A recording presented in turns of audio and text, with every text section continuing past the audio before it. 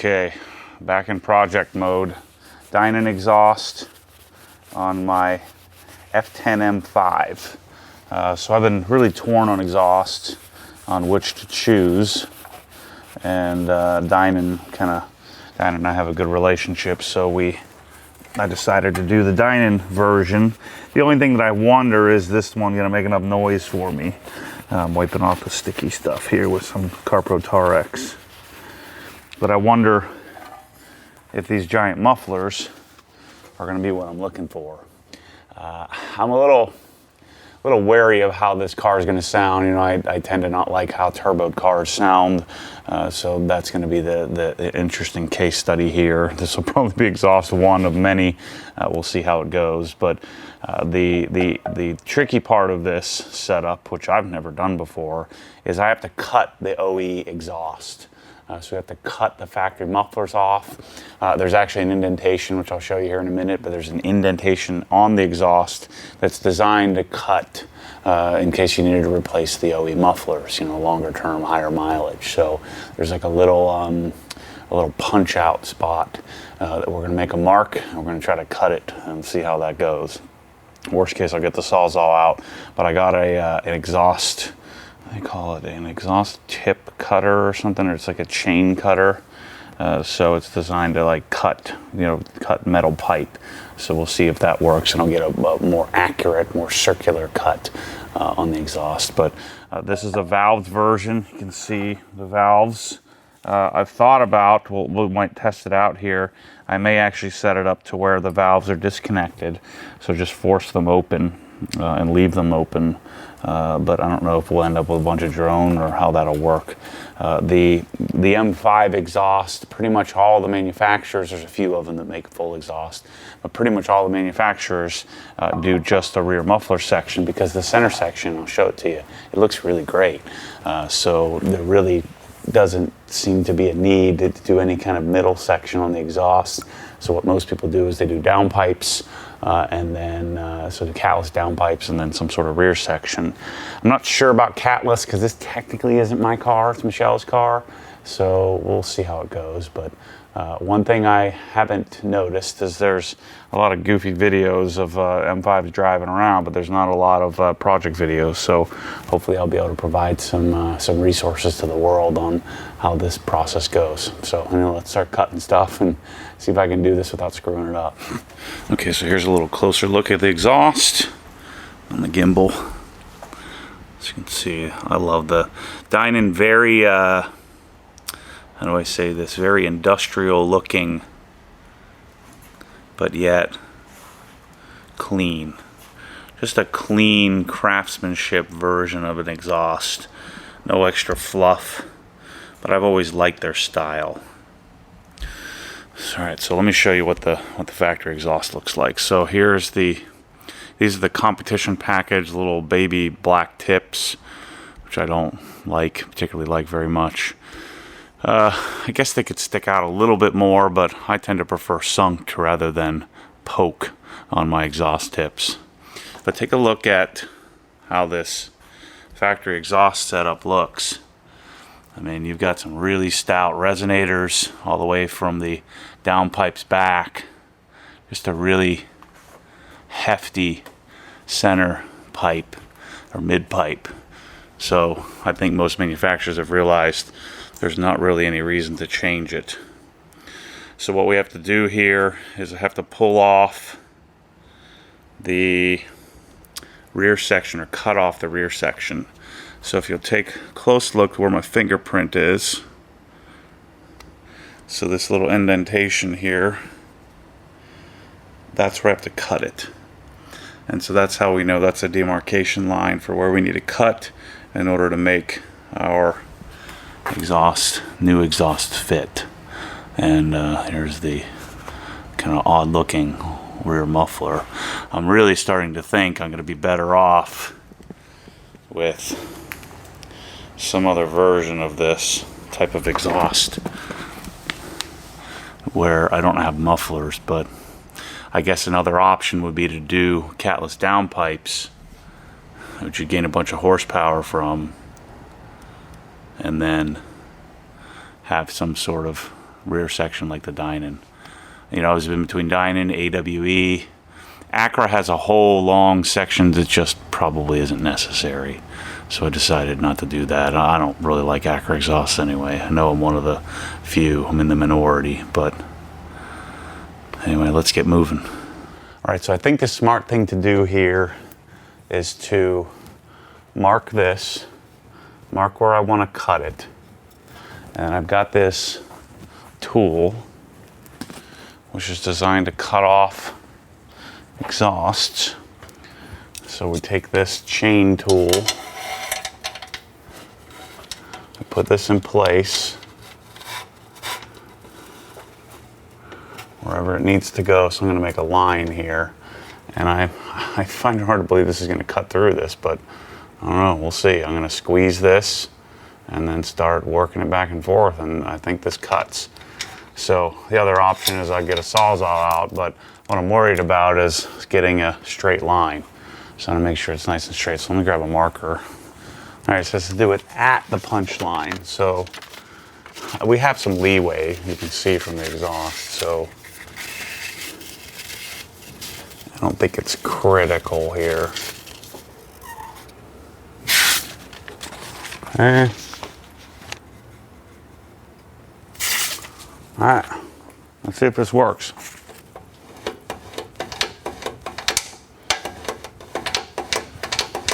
I'm a little nervous. I got this 4,000-pound beast up over above my head here on my lift. It's always a little nerve-wracking.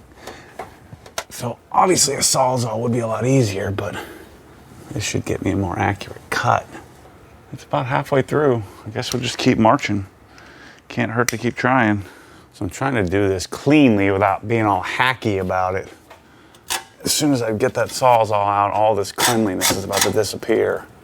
So I'm going to see if I could just cut the rest of the way through this. It's almost through. Yeah, we're going to have to just man up. Yeah, see.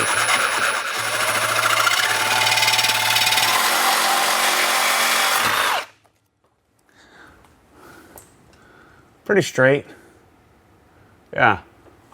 Okay, we got it. I'll deburr all that. Not so straight. That's what I was afraid of. So we'll just make a line and then cut through with a Sawzall. I hope everything works out all right. This was the last thing I would have thought I'd be doing it. When you get to M5 level, you wouldn't think you'd be cutting stuff with the Sawzall anymore. But apparently, I'm going backwards. I'm just gonna make a guideline to make my cut and keep my face out of the way so I don't end up with any metal shrouds in my eyeballs.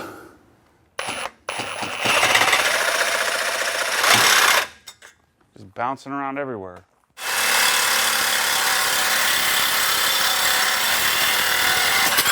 Yikes.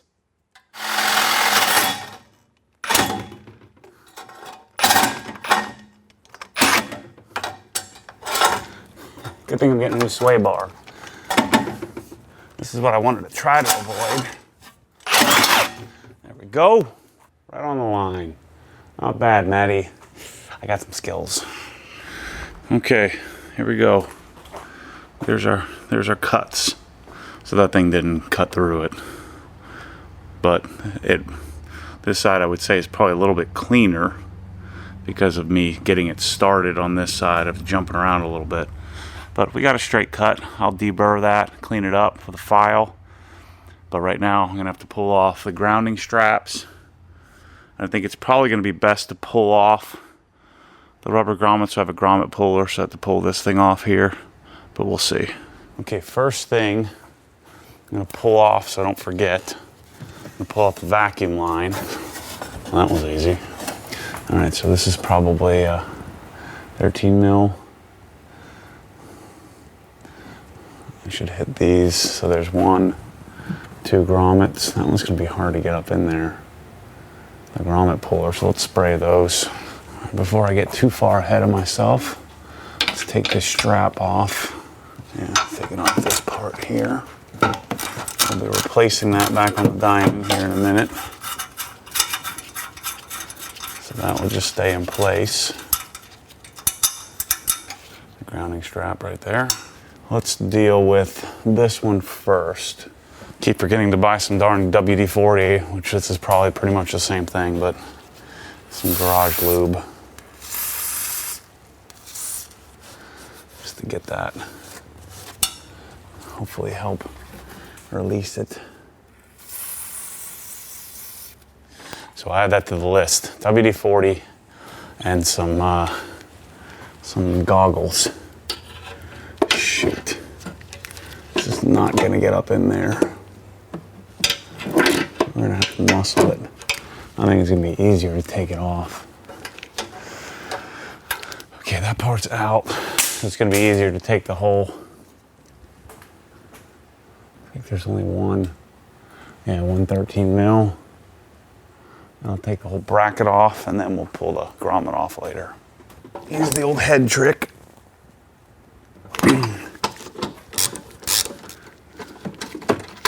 He told me I'm using the head trick to get it back up there as well.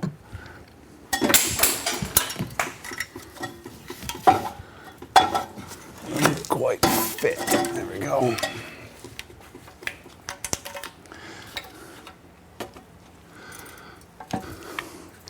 There's the stock exhaust.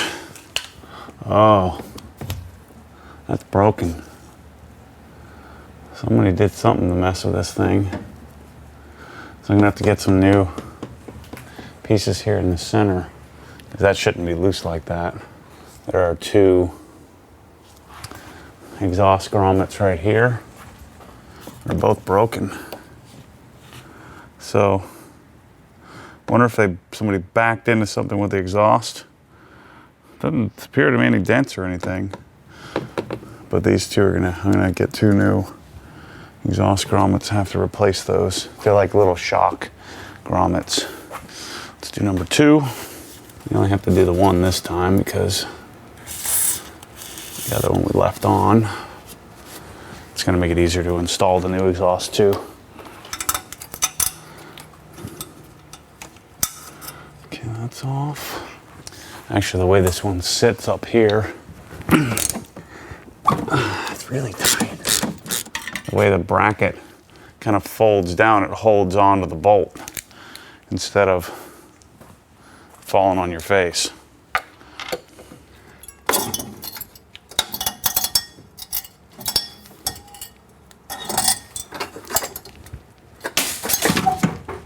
So now we got this section open, ready to put the new exhaust in. Man, that's a teeny tiny little sway bar up there. It'd be nice if I had the sway bars now. I could have knocked it out instead of before putting the exhaust in. Let's see, one bolt.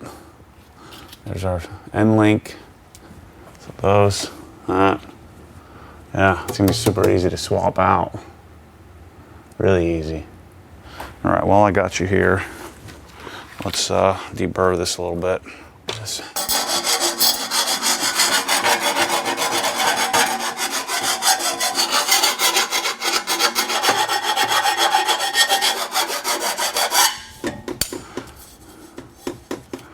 all right, that feels good. We'll see if it fits. So this actually creates a whole new flange or whole new section. So as long as you don't cut it too short, this really shouldn't matter, because you have 2 or 3 inches of play here. So the new exhaust will sit and they'll just kind of butt up against each other. So we're basically creating a little weld without welding. I'm gonna have to fix those grommets later, take that little cross brace off and fix those. All right, so let's pull the grommets off the exhaust. It's easier to do this up in the air. So you can see, I took the bracket off because there's not enough room to get this off up top there. It feels a little weird being out here by myself, because I normally got a whole bunch of people here doing stuff while I'm messing around, or I always got people to pull from to help. I feel alone. It's kind of nice though. Okay, so there's that grommet. The other grommet's still on the car. So we'll slide it into place. It's not upside down.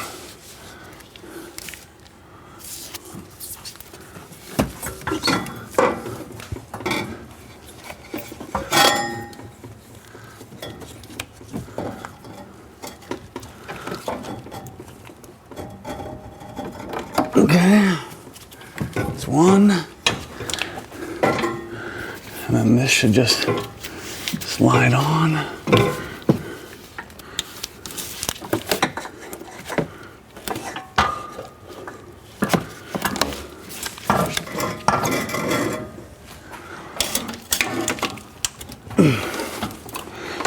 What the heck?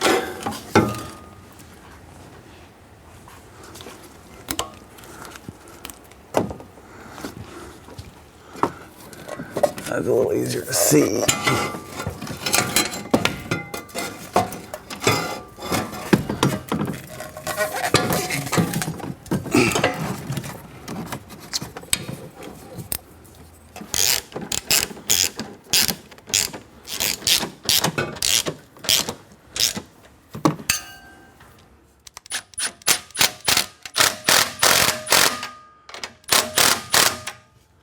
Oh, that's like way off. I almost need to cut the exhaust shorter.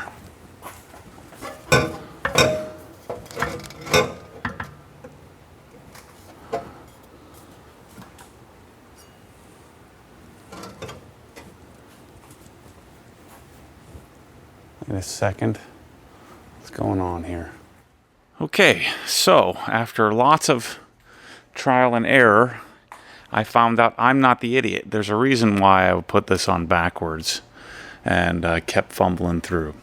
So let's sit on the ground here and see if I can view this here. All right, so if I'm laying on my back and I look up, notice that on the right hand side over here, notice the tip on that side, and then notice the tips on the left hand side. So the left hand side is correct, the right hand side is incorrect. So I think what happened is I don't know, but somehow they wired the valve side of the exhaust in backwards. So they must have thrown it in the jig wrong or something like that. So I'm not an idiot. So the left side is correct. So that is a correct exhaust pipe. I thought maybe I'd put it in backwards or done something stupid, but turns out I'm not stupid. There's just an incorrect passenger side exhaust setup. So what I need to do is I need to call Dinan and I need to get a correct passenger side. So notice the valve is on the right on this side. The valve is on the right on this side. Well, the valve should be on the left, and that's why it was hitting the bumper. I couldn't figure out, or not the bumper, but the frame of the car. I couldn't figure out why it was hitting. I kept readjusting and adjusting again, and so now we know what's up, and that I'm not stupid, so I feel good about that. And luckily, I've got a bunch of cars, so I don't need this one, so I'll get them to send me a new right side passenger side of the exhaust, and we'll finish up the install, I guess, in 2 weeks when I get back from Seattle.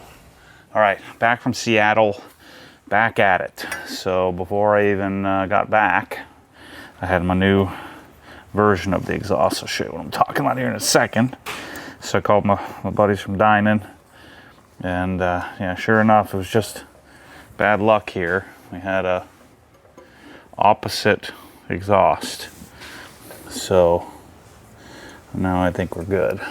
So I'll show you here, but the valve section was just on the wrong side. Everything else I think was good. Yeah, so if you'll notice, the valve's facing this way. So this is the one that I was trying to get to fit on the car. So this is a driver's side exhaust with a passenger side flange or pipe welded onto it. So now we have the proper passenger side exhaust where the valve is on the left instead of on the right. So in other words, somebody just put it in the jig the wrong way, and then, you know, which would be very easy to confuse. It took me hours and hours. You guys saw me fumbling around trying to figure out how to make this work. And well, now I know. Makes me feel good, and I'm not the idiot. But simple mistake, easy fix. I'll send this one back. They sent me a new box, and we're good to go. Actually, I don't even know if they want this one back. So I got and ordered the grommets for the center section that were broken. Was there a nail here on the ground? Oh, from the pallets. So the center section has some broken grommets for some reason that I'll be swapping out here in a second. So we're all set up, but before we do this, let's fix the center section. All right, so I guess I got to take all this brace off here first. I'm just a little bit too tall. I wonder how that's even possible. If they don't break again. That's the first time the scissor lift is going to get in my way. Can't reach it there. So this little section runs a lot longer than the M3. Something tells me this is going to be hard to put back on now.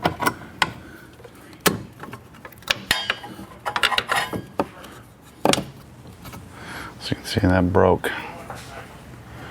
Now, the hard part. It's going to be getting up top there. I just have to pull this down and get a 13 up in there somehow. This is going to take 1,000 turns to get this off.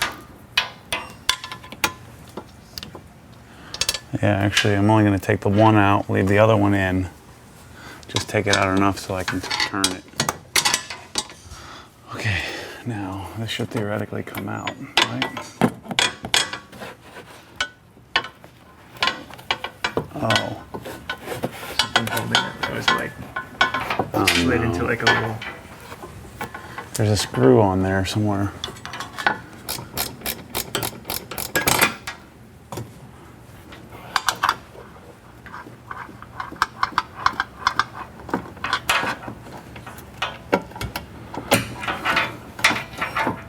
So now, I'm gonna pull this thing out of the way, maybe.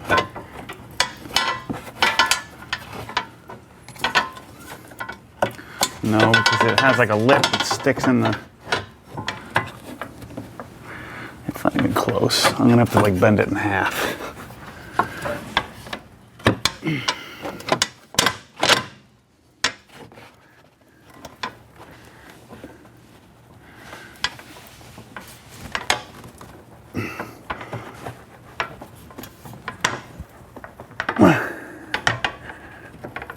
There we go. Ah, dang it. Cramp, cramp, cramp. Ah. Now, that doesn't really even help us. I still have to take that whole plate off, which we can't.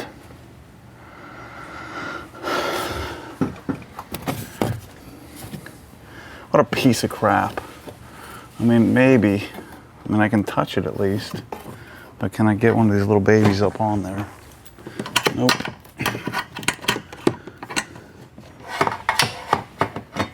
Figures, I can't get the thing out of there, up there. Shoot. All right, got it started.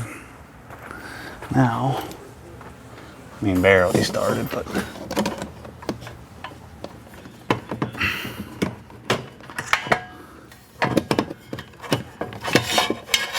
Okay, that's one. There we go.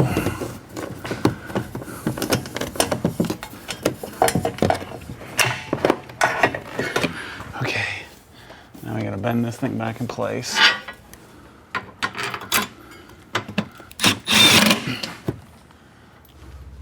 I probably put those in like loose because this probably won't go in.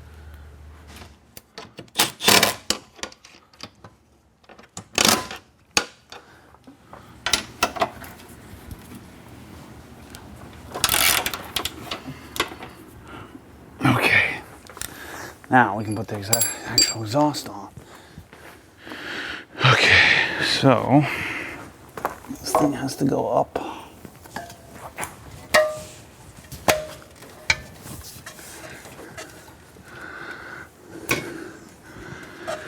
Considering I did this about 5 times now, I should be able to do it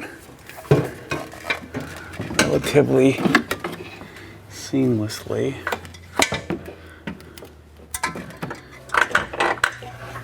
See how this is supposed to go up like this? I think then it goes down. Mm-hmm. But this time this part is correct. Okay, good. So there's a 13 mil up top here that I've had off and on more times than I care to admit.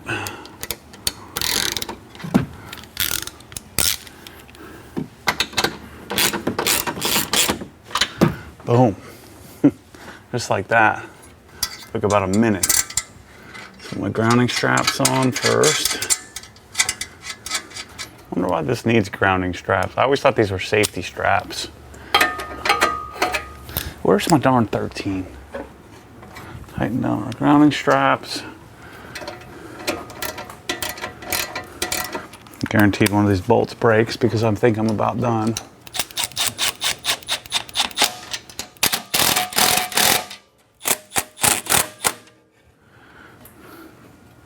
Okay, let's check our setup here. Left to right.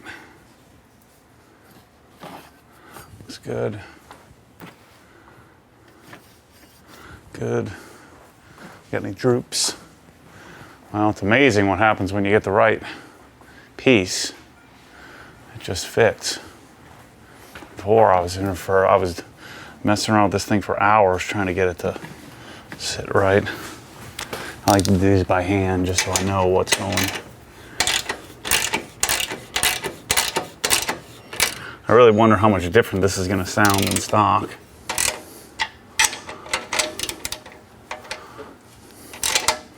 I don't think I've ever seen exhaust clamps like these before. I'd say that's about it.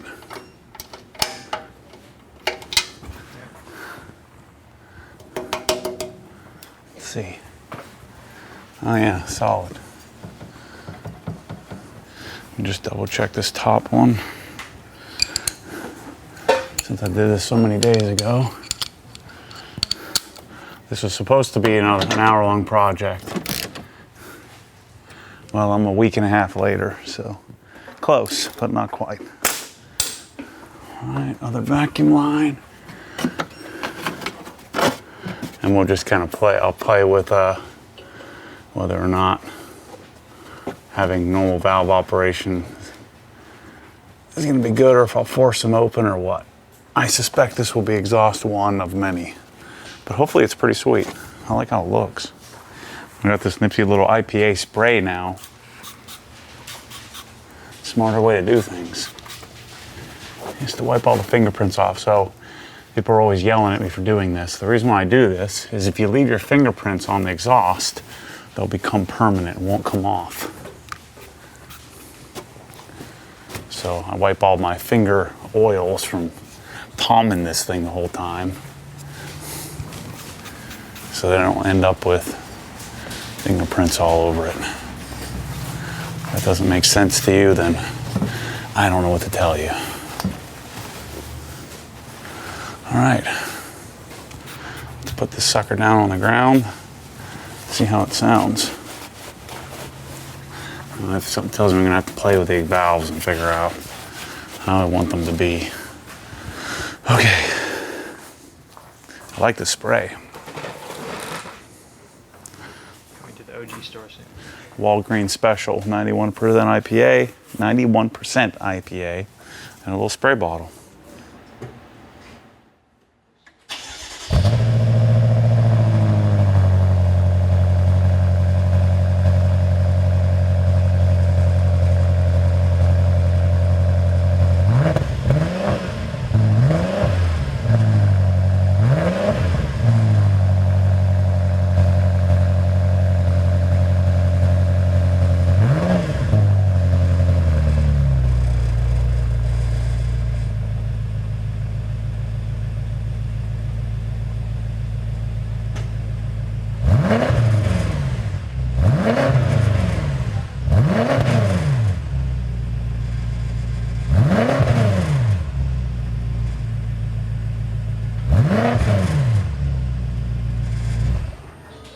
this line up. So we got the little 8mm to put back in to hold the under whatever you call this stuff is in place. Fabric crap. So clearly I'm gonna have to do something about the darn valves.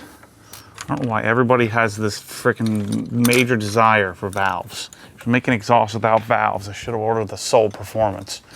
I don't think that one has valves at all. Get rid of that junk.